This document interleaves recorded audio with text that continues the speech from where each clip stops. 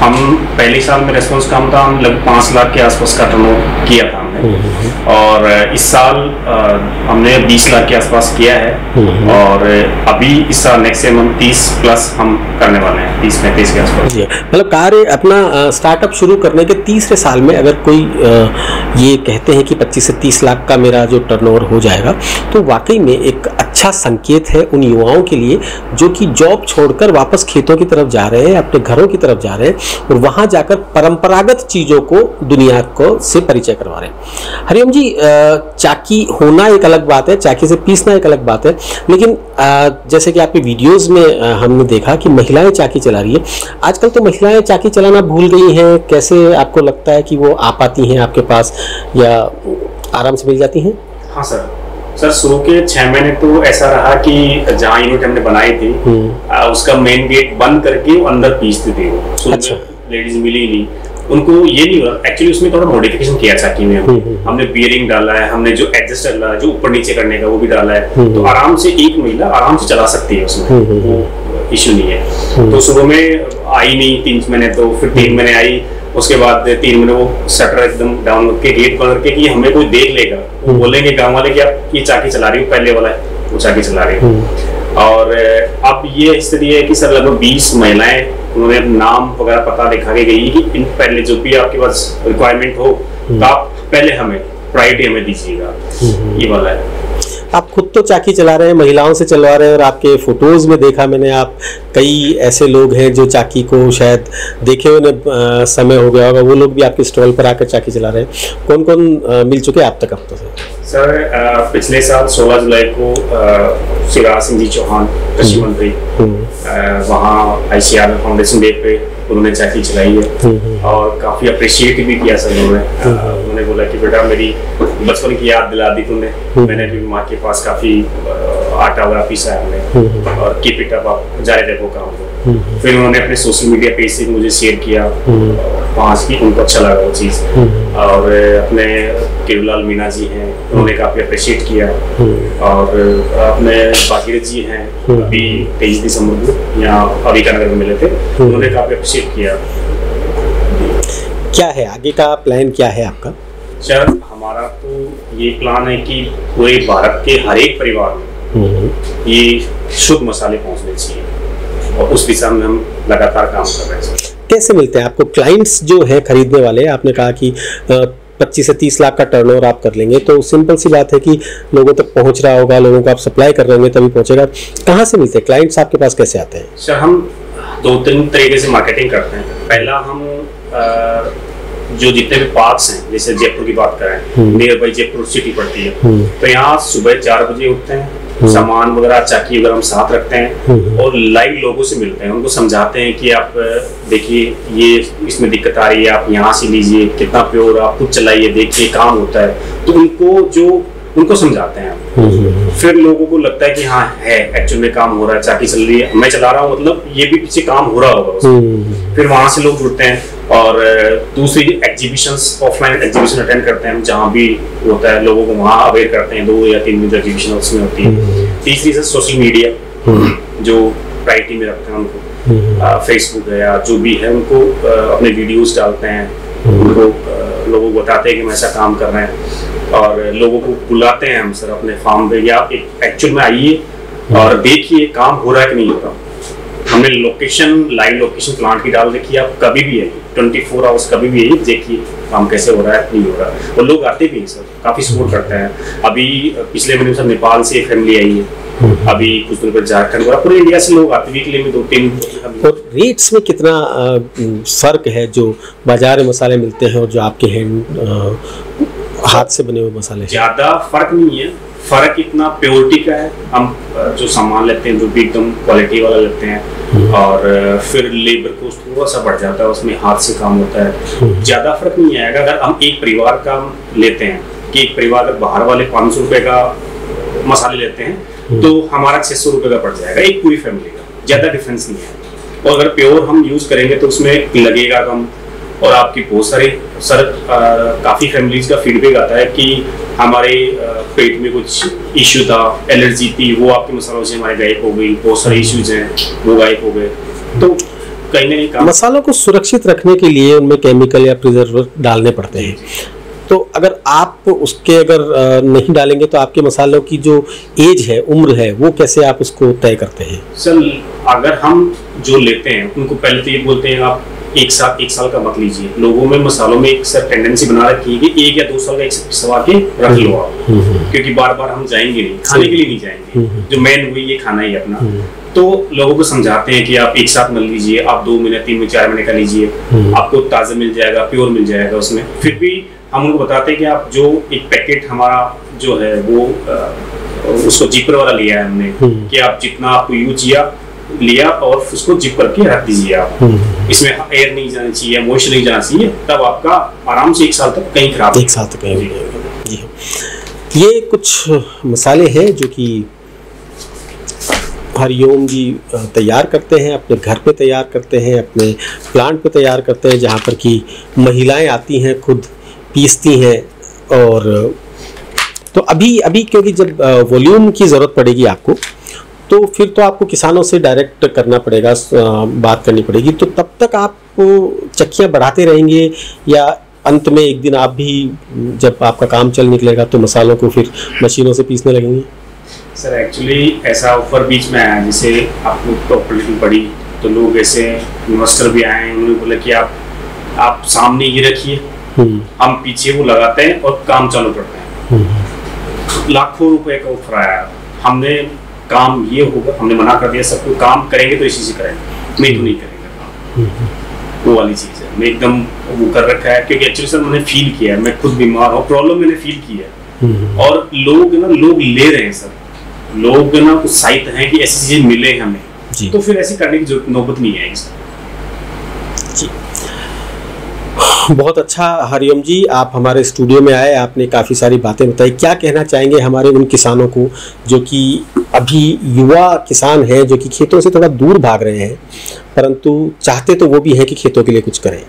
क्या मैसेज देना चाहिए? मेरा तो मैसेज यही है कि आप शुरू करिए।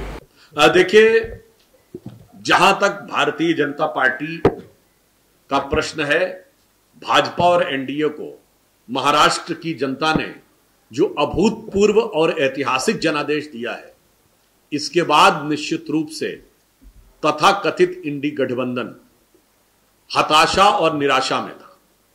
और आपने हाल में देखा कि तकरीबन 8-9 महीने के बाद अचानक राहुल गांधी जी को इल्हाम हुआ, यानी कोई अंतःप्रेरणा हुई, और वो अचानक आरोप लगाना शुरुआत कर दिए।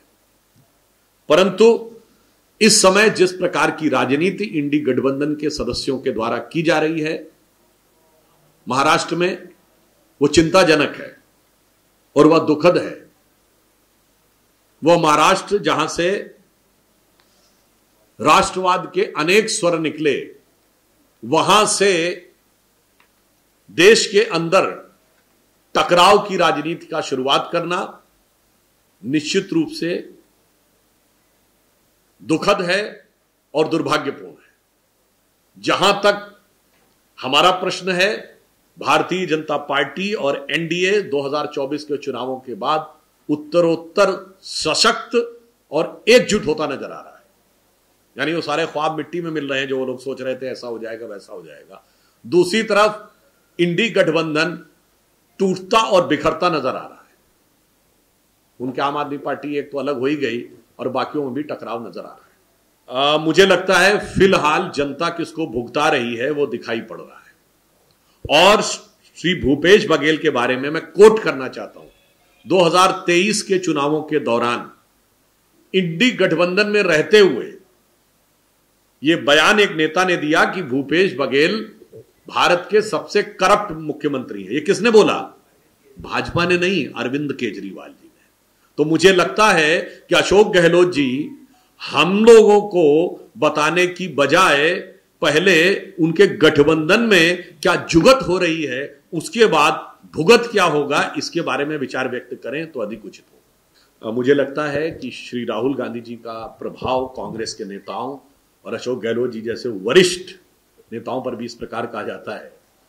एयरप्लेन का क्रैश एक हाईली टेक्निकल इश्यू है जिसपे निश्चित रूप से रिपोर्ट और जानकारी उस विषय के विशेषज्ञ ही दे सकते हैं, और इसके लिए एक इंटरनेशनल मानक है। ये कोई भारत और भारत सरकार का विषय नहीं है। किसी भी हवाई दुर्घटना की जांच कैसे होती है, इसके लिए अंतरराष्ट्रीय मानक स्पष्ट हैं और अंतरराष्ट्रीय संस्थाएं स्थापित हैं। मगर उसके बावजूद भी इस चीज पर, इस दुखद घटना पर राजनीति करके न सिर्फ कांग्रेस ने अपनी क्षुद्र मानसिकता का परिचय दिया है, बल्कि अपनी अज्ञानता और राहुल गांधी जी के प्रभाव से आई हुई मानसिक विकलांगता का भी परिचय दिया है। तो मैं पूछना चाहता हूं, जब न्यूक्लियर की बात आती है तो हमारे विपक्षी कहते हैं नहीं नहीं नहीं, हमें ट्रंप का वो वाला बयान जो है वो नहीं मानना है। 8 मई को, यानी 6 और 7 को कार्रवाई होने के बाद ट्रंप का बयान है टिट फॉर टैट हो गया, अब रुक जाना चाहिए। टिट फॉर टैट का मतलब जैसे को तैसा। इसका मतलब उसने माना उन्होंने कि पहलगाम हमला पाकिस्तान ने कराया तभी तो टिट हुआ, और इंडिया ने ठोक दिया तभी तो टैट हुआ। तो भाई वो भी नहीं मानना है। 14 मई को अमेरिकी विदेश विभाग के प्रवक्ता ने प्रश्न पूछा गया कि क्या अमेरिका का कोई जहाज न्यूक्लियर लीक की जांच करने के लिए पाकिस्तान में गया है। वो कह सकता था ऐसा कुछ नहीं है, आप लोग जाके नेट पे चेक कर सकते हैं। उसने कहा इसका जवाब देना हमारे परव्यू के बाहर है। तो मुझे लगता है कि इस विषय के ऊपर पुनः कांग्रेस पार्टी जिस प्रकार की राजनीति कर रही है, और रही बात इसकी कि जहां तक भारत का प्रश्न है, भारत ने बहुत स्पष्ट रूप से या साफ साफ किया है कि किसी भी प्रकार के, और फिर ट्रंप ने आगे भी बोला है कि I have not done it, I have just facilitated. मगर क्या बताएं, वो फैसिलिटेशन भी है, वो कांग्रेस के माइंड को कैलिब्रेशन नहीं दे पाता है, क्योंकि उनके दिमाग में इतना फ्रस्ट्रेशन भरा हुआ है कि जिसकी वजह से उनका विजन पूरी तरीके से ब्लॉक हो गया है। देवेंद्र फडणवीस जी मुख्यमंत्री हैं और उद्धव ठाकरे जी पूर्व मुख्यमंत्री हैं, और मुख्यमंत्री और पूर्व मुख्यमंत्री में बातचीत कोई ऐसा तो नहीं कि कोई बहुत असहज चीज है। उन्होंने हो सकता है किसी विषय को लेकर मिले हुए हों, और इस समय इंडी गठबंधन के द्वारा बड़े परित्यक्त मुख्यमंत्री भी के कैंडिडेट भी रहे हैं। तो मुझे नहीं लगता कि उससे अधिक अभी उसमें कुछ देखने की आवश्यकता है। सर, दीपेंद्र सिंह महानगर टाइम्स से राहुल, मुझे लगता है कि ये रियलाइजेशन के बजाय फ्रस्ट्रेशन में दिया गया बयान है। इसमें सार्थकता कम और कुंठा और विक्षिप्तता अधिक नजर आ रही है, क्योंकि हमारे मुख्यमंत्री हेमंत बिश्व शर्मा जी ने साफ साफ ये बात कही है कि गोलपाड़ा में जो दंगे हुए हैं वो राहुल गांधी जी के उकसाने की वजह से हुए हैं। तो मुझे लगता है कि राहुल गांधी जी को इस प्रकार की बात करना ये फिर दर्शाता है कि संविधान खतरे में है। क्यों, यह बताइए, सजा कौन देता है? कोर्ट। जेल में कौन डालता है? कोर्ट। तो कैसे कह रहे हैं कि सरकार में आते ही 24 घंटे के अंदर, मैं एक हाइपोथेटिकल बात कह रहा हूं, आप एलिगेशन भी लगा देंगे, चार्जेस भी फ्रेम कर देंगे, चार्जशीट भी कर देंगे और एक्विजिशन भी करवा देंगे। मुझे लगता है, फिर मैं कह रहा हूं, ऐसा पूर्वाग्रह है या ऐसी विचित्र बुद्धि अगर भारत के नेता प्रतिपक्ष के पास है तो मुझे लगता है विपक्ष का भगवानी मालिक है। हां, बहुत आपने अच्छी बात कही है।